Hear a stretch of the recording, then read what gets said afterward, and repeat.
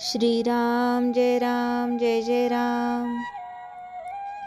साक्षीत्वाने राहणाऱ्याला दुःखाची बाधा नाही.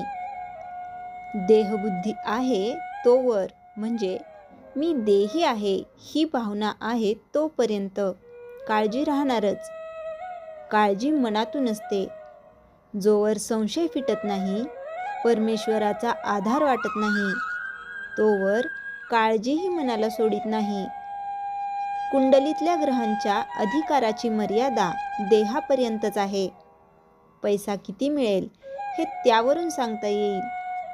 भगवंताकडे किती कल आहे हे सांगता येईल, पण भगवंताची प्राप्ती होईल की नाही हे सांगता येणार नाही.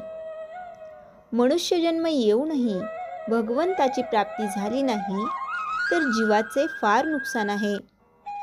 भगवंताच्या प्राप्तीची मनापासून तळमळ लागायला पाहिजे. एकदा का अशी तळमळ लागली की मनुष्य वेडा बनतो आणि कोणी संत भेटला की निवांत होतो. संत आपल्यावर येणारी संकटे नाहीशी करीत नाहीत, तर त्या संकटांची भीती नाहीशी करतात. संकटापेक्षा संकटाची भीतीच आपल्याला फार घाबरवून सोडते. आपल्याला जे कळले ते लोकांना कळून लोक सुखी होऊ द्या, हा संतांचा एकच हेतू असतो. संत विषयावर मालकी गाजवतात. जगाला जिंकणे एक वेळ सोपे, पण स्वतःला जिंकणे कठीण आहे. संत स्वतःला जिंकून जगात वावरत असतात. संत साक्षीत्वाने जगात राहतात आणि साक्षीत्वाने राहणाऱ्याला दुःखाची बाधा होत नाही. संतांच्या संगतीत राहून, त्यांच्या आज्ञेत राहून आपण आपल्या मनातले सर्व संशय नाहीसे करावेत. वास्तविक संतांच्या आज्ञेचे एकनिष्ठपणाने जो पालन करतो त्याचे संशय आपोआप दूर होतात. जोवर संशय आहे तोवर असमाधान आहे. समाधान हे आपल्यालाच घ्यायचे असते. म्हणून ज्याला समाधानी राहायचे आहे त्याने फार धडपड करू नये.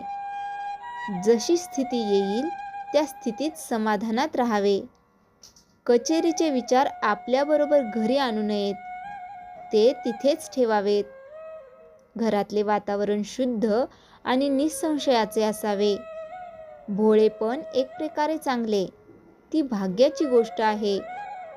जो योगभ्रष्ट असतो त्याच्या अंगी भोळेपण असते, जसे कल्याण स्वामींच्या अंगी होते. झालेल्या गोष्टी विसरून जाण्यातच खरा आनंद आहे, पण ते विसरणे कृत्रिमपणे न आणता भगवंताच्या स्मरणात राहिल्याने आले पाहिजे.